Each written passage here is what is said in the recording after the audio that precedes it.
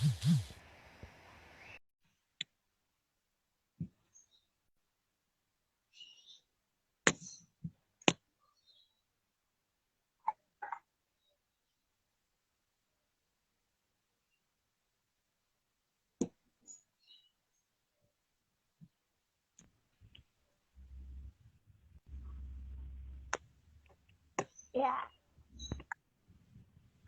hai Melis. Halo Keitim, Halo. silakan dibuka. Aku. Mm-mm. Ya. Well, Assalamualaikum warahmatullahi wabarakatuh. Halo Hakifillah, dimanapun kalian berada. Ya. Nggak usah nganu ya, nggak usah formal-formal ya, santai ya. Iya. Ngomong bidang itu. Ya. em, jadi di video di ketok kali ini bakal beda dari video ketok-ketok yang sebelumnya, di mana kali ini kita bakal live bareng, bareng kayak tim. Timnya cuma dua dan kita bakal live bareng bahas masalah pertanyaan-pertanyaan Kevela semua ke kami lewat WhatsApp. Jadi beberapa dari kalian itu banyak yang apa ya, curhat ke tim masalah gimana sih caranya belajar bahasa Inggris dari nol. Saya tuh nggak bisa, saya tuh newbie, saya tuh beginner, saya tuh pemula dalam belajar bahasa Inggris. Nah itu gimana sih tipsnya biar nggak gampang bosen, biar nggak apa ya, biar mudah gitu.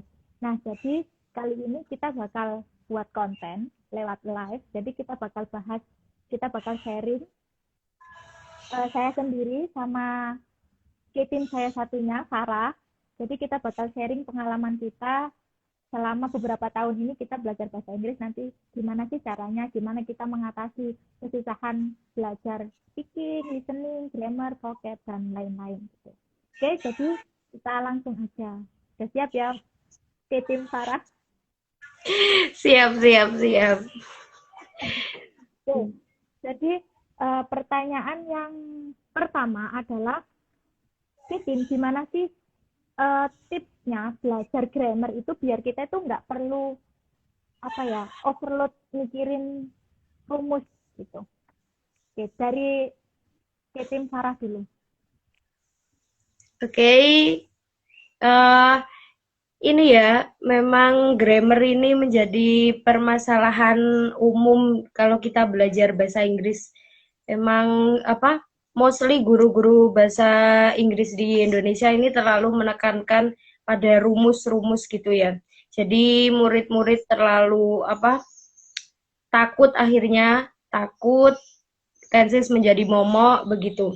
Nah, saran dari K-Team dan juga yang sudah K-Team terapkan di pembelajaran atau K-Learning yang ada di Keminggris ID ini, yaitu kita belajar tenses atau grammar itu dengan menekankan pada pemahaman konsep dan bukannya pada hafalan rumus. Nah, gimana sih pemahaman konsep itu? Pemahaman konsep itu kita strengthen dulu konsep dasar. Jadi kita nggak bisa belajar grammar langsung dari yang paling susah dulu, nggak bisa, atau mencele-mencele atau apa ya, mencelat-mencelat apa sih bahasa Indonesianya, harus runtut gitu. Jadi belajar dari yang paling dasar dulu. Yang paling dasar kita bisa bedain dulu uh, apa itu apa itu apa auxiliary, apa itu verb, kita bisa bedain dulu. Nah, itu di strengthen dulu pemahaman konsepnya. Kayak misalnya present itu verb satu, kemudian continuous itu verb ing, kita strengthen dulu konsep-konsep dasarnya itu. Nah, dari situ sebenarnya juga bisa ditarik kesimpulan bahwa nama tenses itu sudah mencerminkan rumus sama mencerminkan fungsinya gitu. Jadi misalnya simple present itu kita nggak perlu kok hafalan rumus subject plus verb plus object kemudian negatif subject plus bla bla bla, itu nggak perlu hafalan kayak gitu karena dari namanya itu udah representing rumusnya. Jadi misalnya present, yaitu present itu verb satu. Oh, verb satu itu bisa ditambahi s atau is untuk siapa aja gitu. Kemudian present itu artinya sekarang. Nah, jadi dari namanya itu udah representing fungsinya juga, kayak present continuous. Continuous itu verb ing. Oh, verb ing itu sedang artinya. Kemudian present itu sekarang. Berarti present continuous, oh sedang dilakukan di masa sekarang gitu. Bisa ada benang merahnya dari setiap tenses gitu. Begitu pula past continuous, berarti continuous itu tadi apa? Verb ing itu sekarang, past itu masa lalu, berarti sedang dilakukan di masa lalu gitu, Kevelas. Itu juga future continuous sama, berarti sedang dilakukan di masa depan gitu. Jadi ini yang kurang atau belum ada ya, atau mungkin kalau udah ada jarang banget dilakukan oleh atau diajarkan oleh guru-guru yang ada di Indonesia. Jadi yang penting dalam pembelajaran grammar itu pemahaman konsep dan bukannya hafalan rumus begitu. Jadi itu sih Velas. Sorry Kim. Ya, berarti sebenarnya kita nggak perlu ya menghafalkan rumus dari tenses yang pertama sampai yang ke-16 itu. Yang penting kita paham konsep gitu aja ya. Ditarik benang merahnya aja dari setiap apa itu namanya prinsip tenses gitu ya. Jadi misalkan kalau present itu berarti kan masa sekarang, past itu masa lalu, future dan juga yang perfect juga berlaku seperti itu. Nah, ada juga itu yang menurut Sarah gimana? Yang masalah pembelajaran kita itu dari apa ya menggunakan metode induktif. Jadi kita dari yang general dulu baru ke yang spesifik kayak gitu. Gimana? Oh iya, kalau yang di Indonesia ini ya mostly kan deduktif ya, yang umum dulu menjelaskan apa itu simple future, apa itu simple present, dari general baru ke spesifik gitu ya. Kalau menurut K-Team itu lebih baik pembelajaran bahasa Inggris, terutama ini ya grammar ini di Indonesia harusnya induktif gitu. Jadi dari spesifik baru mengarah secara smoothly mengarah ke materinya gitu, mengarah jadi dari spesifik ke general. Nah, caranya gimana? Misalnya kalau pembelajaran tenses atau grammar ya, misalnya guru bahasa Inggris tuh udah nyediain dulu apa teksnya, misalnya simple present nih, teksnya berarti tentang daily activity, udah ada apa teksnya itu tadi, tapi jangan langsung dibahas dulu. Jadi ada teks, misal ada beberapa paragraf, kemudian gurunya misalnya ngegunting-gunting itu menjadi beberapa bagian. Kemudian jadi dibuat metode pengajarannya itu yang melibatkan murid untuk actively contribute gitu. Misalnya nanti dibagi menjadi beberapa grup, terus cepet-cepetan mengurutkan menjadi teks yang baik. Nah, kalau sudah diurutkan menjadi teks yang baik, baru kita analisa gitu. Kita belajar dari teksnya, jadi belajar udah konkret, udah ada contohnya gitu. Baru gurunya menjelaskan, di sini ada I wake up every morning at 5 p.m. misalnya. Ini kan sehari-hari. Ini polanya itu pakai verb 1. Nah, ini yang dinamakan simple present gitu. Jadi pembelajarannya itu dari spesifik ke general gitu, nggak dari definitif dulu baru ke rumus itu enggak. Itu yang K-Team sarankan sih untuk pembelajaran grammar di Indonesia. Oke, berarti bisa disimpulkan ya untuk belajar grammar itu kita hanya perlu 3 hal. Yang pertama itu kita harus memahami konsep. Terus kemudian, yang paling penting itu kita nggak perlu menghafal rumus gitu ya. Iya, kemudian itu kita jangan mengetahui konsepnya. Jadi konsepnya itu harus ditanamkan dulu kita dari dasar present kayak gimana ciri-cirinya, pas kayak gimana. Jadi nggak perlu menghafalkan rumus one by one dari tenses yang pertama sampai ke yang terakhir. Terus kemudian yang terakhir adalah pembelajarannya. Jadi kalau misalkan kita di sekolah itu kita dapatnya dari yang spesifik dulu baru kemudian yang general, maka kita bisa belajar mandiri menggunakan metode induktif kayak gitu ya. Jadi kita belajar dari teks dulu, kita membaca teks, kemudian baru kita bukan preteli ya, kayak gimana ya, mengenali ciri-cirinya. Oh kayak gini, berarti kita nanti bisa langsung tahu karakteristiknya kayak gitu. Benar ya? Ya, great. Oke, ada yang mau ditambahkan lagi tentang grammar? Udah itu ya saya pikir. Oke, terus Biar kemudian kita lanjut ke pertanyaan Kevelas yang selanjutnya adalah gimana, kan gini, jadi masalah yang sering kali dihadapi adalah masalah vocab. Kita nggak bisa bahasa Inggris, kita nggak bisa menggunakan bahasa Inggris karena kita scoring vocabnya itu masih sangat sedikit. Nah, ini gimana caranya? Kan vocab bahasa Inggris itu banyak banget. Nah, ini gimana sih caranya biar kita itu apa ya, paling tidak mengetahui lah vocab-vocab yang sering digunakan sehari-hari ataupun yang setidaknya yang digunakan di ranah akademik ataupun pokoknya yang ngomong-ngomongan sehari-hari kayak gitu di kepentingannya masing-masing.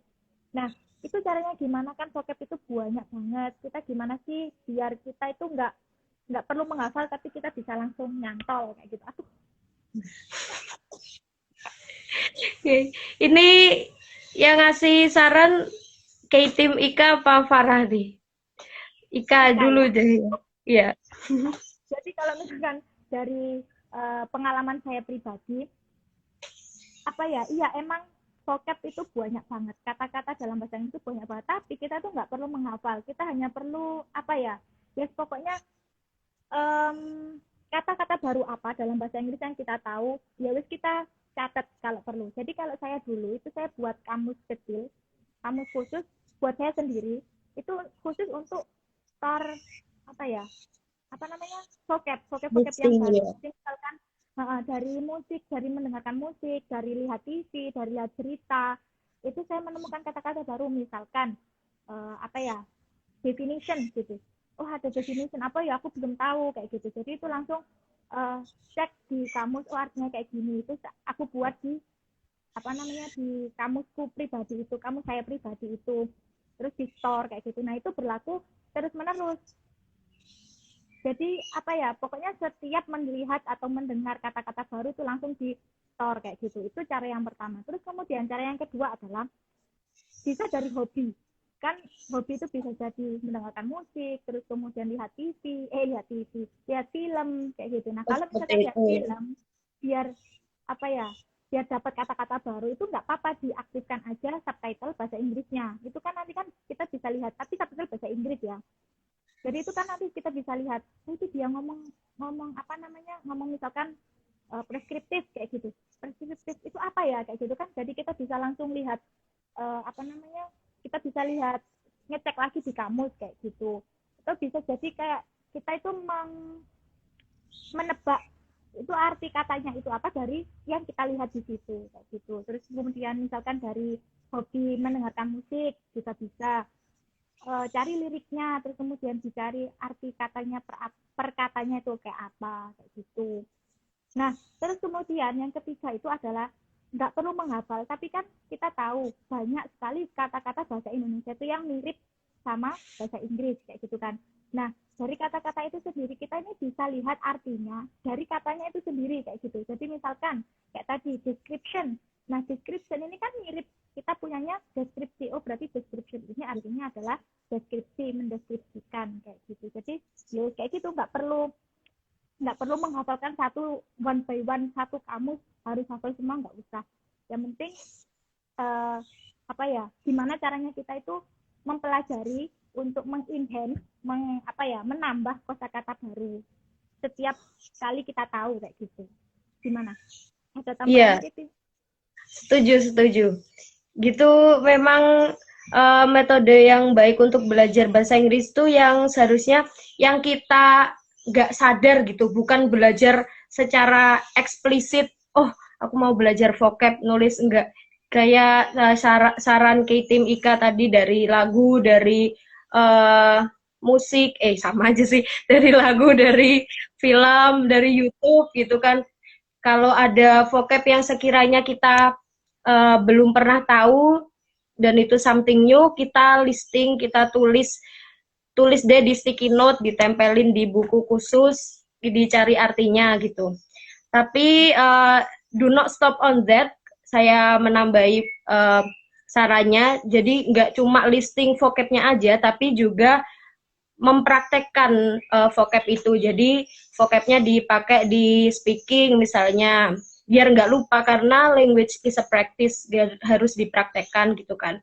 Kemudian bisa juga written, dipakai di caption gitu kan yang sehari-hari sering dibuat status atau story. Jadi vocabnya dibuat caption gitu. Jadi biar nggak lupa gitu. Heeh. Iya, Yang penting setuju. kan belajar bahasa itu kan digunakan gitu ya. Jadi nggak hanya Iya, dipelajari, dihafalkan, tapi juga digunakan itu yang bisa buat apa ya, long term memory kayak gitu ya. berarti ini ya, kalau melihat flashback dari dulu pelajaran, kita belajar vocab dulu-dulu kan kalau di sekolah kan suruh setoran vocab. Hmm. Ika juga mengalami gitu nggak dulu? Harus setoran vocab berapa vocab ke gurunya itu berarti kurang efektif gitu ya. Karena cuma hafal saat itu saja ya, akhirnya lupa gitu. Okay. Oh, sama ini ada satu lagi kalau belajar vocab bisa kita juga apa itu belajar misalnya tadi apa ya? Misalnya nemu kosakata bahasa Inggris terus nggak tahu artinya, jangan langsung diartikan bahasa Indonesia gitu. Bisa kita juga nyari sinonimnya gitu. Jadi sinonim bahasa Inggris yang sama, misalnya kata home. Oh, home ini sama dengan house gitu. Jadi nggak langsung mengartikan rumah gitu. Itu sih vocab ya. Udah ya, yang vocab Iya. berarti masalah pertama grammar udah, sekarang vocab udah. Nah, sekarang pertanyaan selanjutnya adalah speaking. Nah, jadi kebanyakan masalah yang dihadapi anak-anak dan Iya sih. dihadapi pembelajar bahasa Inggris itu adalah masalah speaking. Jadi mereka takut berbicara. Nah, gimana itu tim Farah melihat hal seperti ini? Ini saya berarti ya. Saya. Saya Iya, ini apa? Memang sering ya murid-murid teman-teman bahasa Inggris ya, teman-teman yang belajar bahasa Inggris ini takut untuk membuat kesalahan, untuk speak up, sering diketawain, misalnya aksennya medok, pakai Japanese English itu. Jadi sebenarnya apa nggak ada salahnya pakai aksen apapun karena the point is that to be understandable gitu kan. Kalau speaking kan yang penting saling paham gitu, bukan masalah grammarnya ya. Kalau grammar nanti di writing gitu ya yang ini. Kalau speaking sih berarti pede aja gitu nggak sih? Pede aja, nggak usah takut. Yang penting memang berlatih gitu. Jadi having a conversation sama teman, nggak usah meduliin grammar, kan sering ya ini bisa dilihat di anak-anak pondok atau ya teman-teman sekarang kayak apa bahasa Jaksel gitu, which is literally jadi di mixing aja nggak apa pakai Inggris Indonesia, Inggris Jawa nggak apa, yang penting buat apa membiasakan gitu ya. Kalau K-Team Ika ada saran lain tambahan? ya, untuk masalah speaking ini emang gimana ya, emang kita itu harus ya pede aja gitu, walaupun entah itu salah, pokoknya yang jauh dari persis atau apalah nggak apa-apa, yang penting kita ini berlatih kan. Gimana yo, sadar nggak sadar lidah kita, lidahnya orang Indonesia sama lidahnya orang orang native itu kan beda. Kayak waktu kita bilang R kayak R, mereka kan R gitu. Nah, jadi biar kita itu bisa lancar speaking ya kita membiasakan gimana sih mereka itu caranya ngomong kayak gitu. Nah, tapi itu bukan poin yang paling utama, karena poin yang paling utama adalah yaitu yang seperti yang Ketin Farah bilang tadi, yang penting kita ini sama-sama mengerti. Jadi nggak harus kita itu ngomong like native kayak gitu. Jadi ya nggak apa-apa kita pakai logat kita yang Madura boleh pakai Madura English, yang Japanese ya Japanese English kayak gitu. Jadi ya pokoknya kita berani ngomong, kita berani speak up. Kita menggunakan bahasa Inggris itu untuk komunikasi selama lawan bicara kita paham, selama lawan bicara kita nyambung, ya nggak apa-apa, nggak masalah gitu. Nah, terus kemudian yang kedua adalah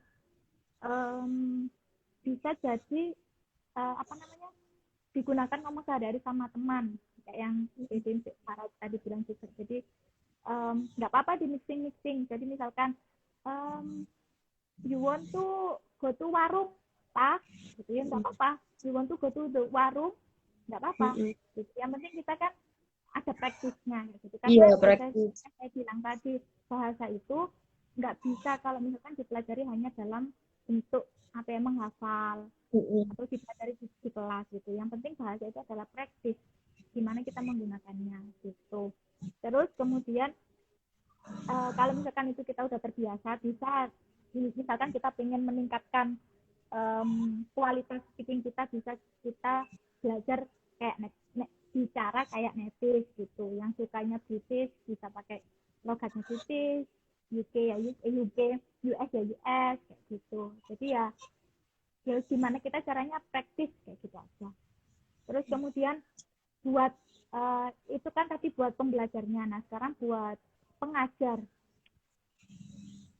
Seringkali itu kayak gini, dibilangnya kalau misalkan kita mau bahasa Inggris pakai Jawa ya lo Jawamu medok banget kayak gitu. Nah itu buat pelajaran kita, biar apa ya, kita sebagai guru ataupun kita sebagai teman mengapresiasi, kita appreciate effort teman kita, effort murid kita yang sudah berusaha untuk menggunakan bahasa Inggris, untuk ngomong bahasa Inggris kayak gitu. Jadi mereka itu nggak ada beban, aku berarti di ini aku aja kayak gitu.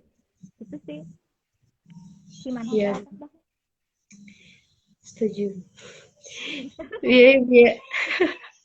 Butuh apresiasi atas apa yang atas usaha murid gitu. Meskipun cuma great job, you've done a great job, good job, itu sangat meaningful ya untuk kita yang belajar bahasa Inggris itu. Emang. Nah, Yang ini intermezzo, gak apa-apa menyelipkan filosofi nama Kemenjes di sini. Oh iya. Jadi kan, nah ini kenapa nama IG kita, nama akun kita ini dinamakan Kemenjes ya, karena itu tadi waktu saya masih di entah SMP apa SMA gitu pokoknya. Waktu itu saya mau ikut lombanya lomba speech. Nah waktu itu kan saya latihan ngomong pakai bahasa Inggris kan. Nah itu logat Jawa itu medok sekali dan kelihatan banget. Nah itu salah satu teman saya itu bilang ya wah Keminggris kayak gitu. Nah Keminggris itu dalam bahasa Jawa kan kayak sok Inggris gitu kan. Keminggris gitu. Nah itu yang melekat di sini sampai sekarang itu masih melekat, jadi masih keinget gitu. Ngomong bahasa Inggris, oh berarti kalau misalkan ngomong bahasa Inggris ya berarti harus like native gitu ya, harus benar-benar kayak orang Inggris gitu ya. Berarti medok nggak boleh kayak gitu yang di pikiran saya waktu itu. Nah jadi kenapa platform ini dinamakan Keminggris, yaitu saya pengen ngajak teman-teman, ngajak audiens nggak perlu takut menggunakan bahasa Inggris. Ya pokoknya kita belajar, kita menggunakan bahasa Inggris ya as you are gitu aja, nggak perlu niru-niru aku harus bisa aksen British, aku harus bisa aksen Australia gitu, nggak usah. Pokoknya ya wis lifelong learning gitu aja. Oke.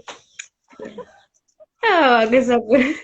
Ya memang that's our identity ya, identitas as Javanese, as Maduris ya nggak bisa dihilangkan. Jadi learning English as well as showing our identity gitu ya nggak apa-apa. Jadi berarti Ya, kalau bisa juga ya. globally, act locally. Oh iya. Kalau kayak mau join lomba speech gitu kan berarti bisa ini juga ya, salah satunya cara practice speaking sendirian di depan cermin gitu kan ya, bisa jadi. Kalau aku itu di motor. Jadi motor mau berangkat sekolah, pulang sekolah itu aku mesti latihan speech di situ. Kan pakai masker, pakai helm, jadi kan nggak kedengeran, nggak kelihatan gitu. Oh iya, aku dulu yang depan cermin itu sering ya, itu Pas ya di depan berarti cermin aku lihat wajahku sendiri, pengen ngakak gitu. aku itu. Oke, itu Oke, terus wes speaking ya berarti sekarang cukup yang speaking. listening. Sekarang yang listening. Nah, ini listening ini yang paling jadi masalah, paling jadi masalah serius buat kita yang belajar bahasa Inggris ini sebagai pembelajar asing gitu. Ini aku apa kamu ya, Far? Aku ya. Hmm. Iya, masalahnya seperti apa ya Mbak Ika? Oke, Ika. Mm. Jadi banyak sekali yang tanya, banyak sekali yang ngeluh, kayak gitu, sambat masalah, aduh skor listeningku di TOEFL itu loh mesti rendah kayak gitu. Itu gimana caranya mengatasi? Nah, emang sih kita ini kan orang Indonesia, jadi kayak mendengarkan kata-kata bahasa Inggris itu kalau misalnya nggak kebiasa ya kayak asing kayak gitu. Misalkan mereka ngomongnya uh, mereka ngomong ngomong apa ya, bicycle gitu, bicycle itu kan kayak kita nggak ada kayak gitu kan. Apa ya, pola pola kata yang seperti itu kan, susunan kata yang kayak gitu di Indonesia kan nggak ada, jadi kan kayak asing. Nah, makanya kita itu sering kali itu bingung kalau misalkan lihat mendengarkan orang native ngomong. Contoh, mereka ngomongnya food, food makanan, tapi kita nangkapnya food kaki gitu kan. Jadi kan kayak kita kalau belum bisa mengenali karakteristik bahasa Inggris, speaking spoken English itu ya bakal susah kayak gitu. Jadi misalkan I need ada native ngomong I need some food gitu. Nah kan sebenarnya mereka itu ada nya di belakang, tapi kita selagi kita selama kita bukan selama apa ya, karena kita itu nggak terbiasa dengar ngomongan kayak gitu ya wis kita nangkapnya I need some food, aku butuh beberapa kaki, maksudnya kayak gimana kan kayak gitu. Terus ada lagi misalkan ship sama ship gitu, ship yang kapal sama ship yang domba itu kan, kalau misalkan ship yang domba kan ship gitu kan agak panjangan dikit, kalau misalkan ship yang kapal yang ship gitu. Nah itu kalau misalnya kita nggak paham, nggak tahu karakteristiknya, jarang mendengarkan kayak gitu kan bakal apa ya, bakal aneh, bakal jadi hal yang asing kayak gitu. Nah itu kesusahannya ceritanya di situ. Apalagi orang native itu ngomongnya cepet, terus sometimes itu digabung-gabung kayak what you wanna do gitu. Nah kalau misalkan kita nggak pernah dan jarang dengar kayak gitu ya nggak bisa mengenali kayak gitu loh.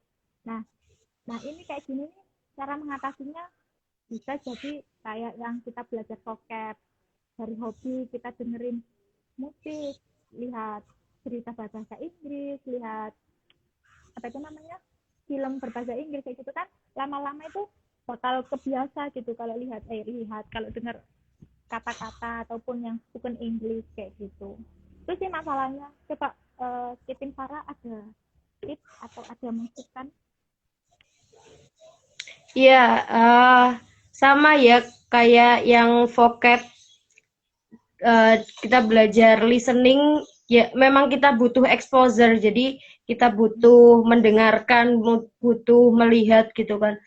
Ya nggak bisa kalau apa sukses instan gitu tanpa adanya latihan, memang butuh praktis. Nah, caranya gimana kalau dari hobi tadi misalnya ya suka dengerin lagu, suka lihat film atau YouTube, itu kita bisa mulai dari hal-hal daily seperti itu. Nah, caranya gimana untuk enhance listening skill kita?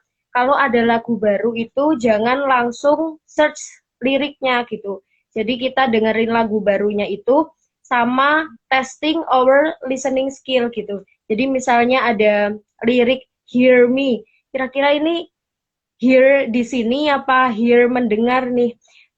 Kita coba dengerin dulu lagunya sambil kita menebak maksud kata itu dengan menebak sesuai konteksnya di situ, kira-kira apa sesuai sikonnya, menebak-nebak kira-kira itu ini yang dimaksud apa. Nah, kalau udah baru kita lakukan cross checking, kita buka kamus, kita searching liriknya, dicocokkan, oh ternyata benar, oh ternyata bukan. Nah, kalau ternyata tidak sesuai dengan yang kita tebak,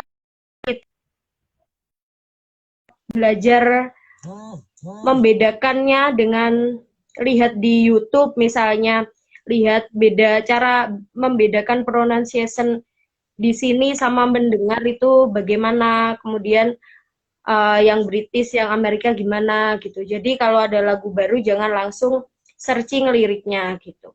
Itu juga berlaku di nonton film ataupun YouTube. itu jangan langsung dinyalain subtitlenya gitu. Kita tes dulu our listening skill.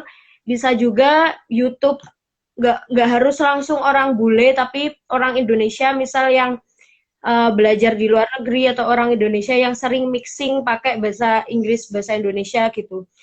Yang simpelnya Dev, nonton MasterChef misalnya, MasterChef di situ kan juri-jurinya orang Indonesia tapi memang lulusan luar negeri, jadi sering mixing Inggris Indonesia gitu. Jadi saya sampai sekarang juga terus mengasah listening skill dan terus belajar. Saya misalnya di MasterChef itu sering di apa, ada kata savory savory di telinga saya, apa sih savory savory, terus coba deh diketik di kamus savory, coba gimana ya, berarti tulisannya say, berarti E itu kan A, berarti SAV, terus apa ya kira-kira, SAVA, salah, nggak ketemu, dicoba semua aja, jadi try and error gitu. SAVE, ternyata yang benar SAVO, savory, gurih artinya gitu. Jadi try and error, terus videonya di pause gitu. Memang butuh effort untuk belajar ya, nggak bisa langsung bisa. Itu sih yang dari saya pengalaman belajar listening gitu. Mungkin Ika mau menambahkan? Ya kurang lebih sama sih. Kalau saya dulu sampai sekarang itu dari lagu. Jadi kalau dulu tuh mesti saya kan emang bener-bener pengen gitu tuh bisa bahasa Inggris gitu kan. Jadi itu tiap pagi tuh mesti dengerin lagu bahasa Inggris. Lagunya sama tapi tetap tak ulang-ulang. Jadi dari lagu yang sama gitu, nggak perlu lagu tiap hari ganti, enggak. Pokoknya tiap hari yang sama nggak apa. Yang penting kan kita membiasakan telinga dengan kata-kata yang berbahasa Inggris kayak gitu. Nanti kalau misalkan udah dirasa sudah cukup mumpuni, kita nanti bisa menambah frekuensinya kayak gitu. Misalkan yang tadinya cuma pagi nanti bisa ditambah pas malam. Kalau yang tadi dengerin musik bisa jadi dengerin orang ngomong, orang apa sih namanya, English conversation ataupun English podcast kayak gitu kan, banyak di YouTube, di Spotify juga banyak. Nah terus kemudian yang tadi yang seperti yang Kitin Sarah bilang, masalah apa sih namanya, mendengarkan orang Indonesia yang ngomong bahasa Inggris itu kan bisa jadi salah satu alternatif buat kita melatih pendengaran kita terhadap bahasa Inggris gitu kan. Nah itu bisa. Terus kemudian kalau misalkan kita sudah merasa cukup mumpuni, aku sudah bisa nih, level ini udah lewat, udah pas gitu, nah bisa ditingkatkan lagi, kita mendengarkan orang native asli ngomong gitu kan, buat bisa meningkatkan level kuping, kesensitifan telinga kita terhadap bahasa Inggris kayak gitu kan. Jadi bisa langsung dengerin kalau misalkan kalau saya pribadi itu dari TED Talk ataupun BBC News kayak gitu. Jadi itu bisa benar-benar membantu membiasakan gitu. Ya, setuju. Berarti itu ya bertahap intinya, dari kita yang daily dulu, yang ringan-ringan, lagu, terus orang Indonesia yang mixing, baru lanjut ke yang bule yang speaking. Jadi kita membiasakan itu. Jadi nggak perlu langsung kayak kita misalkan langsung belajar. Iya, daki-daki. Langsung bisa. Kalau yang sulit bisa, berarti kan yang mudah-mudah bakalan lebih gampang gitu. Itu sebenarnya iya bisa, tapi kan kita nggak sama gitu. Bakalan kita itu jadi kerja 2 kali kayak gitu. Kita belum terbiasa, terus kemudian kita dipaksa untuk memahami perkataan mereka yang native kayak gitu. Nah coba kan kalau misalnya kita dari bawah, dari level yang lebih mudah kayak gitu, mendengarkan orang Indonesia ngomong. Contohnya kalau misalkan dengerin kan banyak podcast yang orang Indo ataupun orang yang non native itu mereka pakai bahasa Inggris, itu bakalan lebih mudah dipahami untuk telinga kita orang Asia, orang Indo kayak gitu. Oke. Berarti udah ya, ini we come to the end of this session. Berarti ini masuk ke apa? Conclusion. Conclusion. Berarti intinya kalau belajar ini ya yang tadi grammar itu nggak usah hafalan rumus, kemudian belajarnya juga dikuatkan konsep dasarnya. Kalau konsep dasarnya kuat, pasti bisa melangkah ke yang lebih tinggi kayak TOEFL, IELTS. Tapi kalau bedain auxiliary sama to be masih bingung, terus mau beranjak ke yang lain, ya bakalan susah, bakalan oleng nanti. Jadi harus dikuatkan dulu, sama jangan hafalan rumus. Nah, jangan hafalan rumus, bisa dilihat contoh belajarnya di video apa 10cx promosi ya. Nggak apa, di situ bisa dilihat contoh pembelajaran grammar yang tanpa rumus itu gimana gitu. Karena dari namanya itu udah represent rumus sama fungsi itu. Itu yang grammar. Terus yang apa? Vocab, Oke. gimana kayak tim Ika Kalau yang summary-nya? apa namanya, kita lihat dari kata-kata baru apa yang kita temukan di kehidupan kita sehari-hari. Nggak perlu yang daki-daki kita harus lihat koran berbahasa Inggris, nggak perlu. Kita bisa lihat dari misalkan komposisi di belakang kemasan mie instan ataupun Oh iya iya iya. apa snack kayak gitu bisa. Jadi nggak perlu yang daki-daki, kita harus belajar dari yang lebih luas, lebih lebih kompleks kayak gitu. Jadi ya dari apa yang kita dapatkan di kehidupan kita sehari-hari, dari nonton film, dengerin musik kayak gitu. Terus juga nggak perlu menghafal, cukup di apa ya, ya apa yang kita tahu di store kayak gitu aja. Jadi kan nanti cara nggak langsung, suatu saat nanti kalau misalnya kita menemukan kata itu, kalaupun kita nggak ingat, kita itu bakal nggak ingat artinya, kita itu bakal ingat, oh iya aku dulu pernah nemu kata ini Pernah nyari. hmm. Terus kemudian kata-kata bahasa Indonesia itu kan banyak sekali yang mirip dengan bahasa Inggris. Nah itu jadi kita sudah bisa lihat artinya dari katanya itu sendiri. Misalkan definition, berarti oh definisi, kita di Indonesia kan punya definisi kayak gitu. Itu yang untuk vocab. Terus kemudian yang speaking gimana? Oh iya, bentar yang vocab tadi mau bilang apa ya? Oh iya, bisa juga kita dapetin vocab dari ini, misalnya kita awalnya setting HP kita pakai bahasa Indonesia, kita ubah setnya pakai bahasa Inggris gitu, biar tahu penggunaan vocab yang apa, yang benar-benar bernuansa Inggris, bukan yang terlalu Indonesia itu gimana, bisa dari nyeting HP gitu.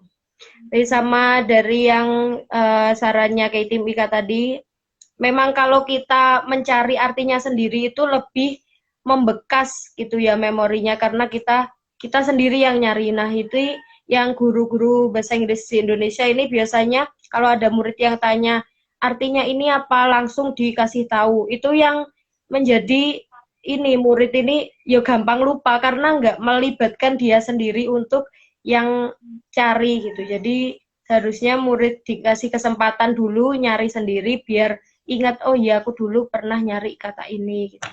Sama dipraktekkan ya kayak di caption tadi yang vocab. Sudah itu. Terus yang Kemudian speaking, speaking ya.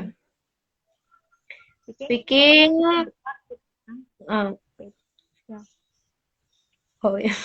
Speaking yang penting pede, karena the point of speaking is that to understand each other, bukan whether or not grammarnya benar atau tidak. Itu. Kemudian itu ya apa, pede dan saling apresiatif. Kalau meskipun pakai aksen Jawa, aksen Madura nggak apa-apa. Ya itu sih yang penting understandable, karena bukan bukan itunya ya, bukan masalah aksennya. Terus apalagi kayak tim Ika yang speaking, ada lagi nggak? Ya itu banyak-banyak praktis, walaupun walaupun nggak full 100% using English nggak apa-apa. Oh iya, Bisa iya praktis. apa-apa. Yang penting kan kita membiasakan lidah ini Mm-mm. terbiasa bahasa Inggris, kata-kata bahasa Inggris gitu. Nah, kalau misalkan kita yang awam-awam, kalau kita misalkan ngomong apa ya, ngomong apa misalkan, ngomong apa? Where will you go? Where you go? Biasanya teman-teman kan Yes, nggak usah grammar, yang penting where you go gitu, yang penting. Itu kan kita paham gitu kan maksudnya kayak gini gitu. Oke. Itu sih. Nah, terus kemudian yang speaking ya. Udah, yang listening udah. Udah ya, speak. Poin terakhir listening. Poin terakhir adalah listening itu ya kita membiasakan kuping kita, membiasakan telinga kita ini mendengarkan hal-hal yang berbahasa Inggris gitu. Bisa dari apapun, sumber apapun yang berbahasa Inggris nggak apa-apa dengerin selama itu positif, gitu aja. Jadi kita bisa latih dari level yang paling dasar, kita dengerin orang Indonesia ngomong bahasa Inggris, dengerin teman kita ngomong bahasa Inggris kayak gitu. Itu sudah bisa melatih kepekaan telinga kita terhadap kata-kata bahasa Inggris gitu. Udah. Sama tanpa itu dulu ya, tanpa lirik, tanpa subtitle dulu, baru kalau udah di cross check. Iya, biar nggak terlalu disuapin, kita juga actively contribute cari gitu. Ya. Oke, sudah ditutup ya. Oke. Oh iya, bentar, aku tadi mau ngomong apa ya? Oh iya. Ada lagi. Iya, yang apa ya? Oh iya, yang penting kita belajar bahasa Inggris. Nggak hanya bahasa Inggris, bahasa apapun, bahasa Inggris, bahasa Belanda, bahasa Jerman. Itu yang penting adalah kita tuh nggak hanya, karena kita bakalan percuma kalau misalnya kita itu hanya menghafalkan rumusnya, menghafalkan ekspresi kayak gini itu apa, itu dicatat rapi, itu bakalan percuma kalau kita nggak dipraktekkan, nggak digunakan. Yang penting belajar bahasa apapun adalah digunakan, dipraktis kayak gitu. Jadi entah itu salah, entah itu benar, yang digunakan. Jadi biar itu apa ya, jadi kayak long term memory kayak gitu. Karena bahasa itu adalah ilmu apa ya, ilmu praktek gitu. Jadi bukan ilmu hafalan gitu. Jadi sudah, silakan ditutup. Oh, saya ya. Oke, terima kasih buat Kevelas yang udah join kita untuk menyimak.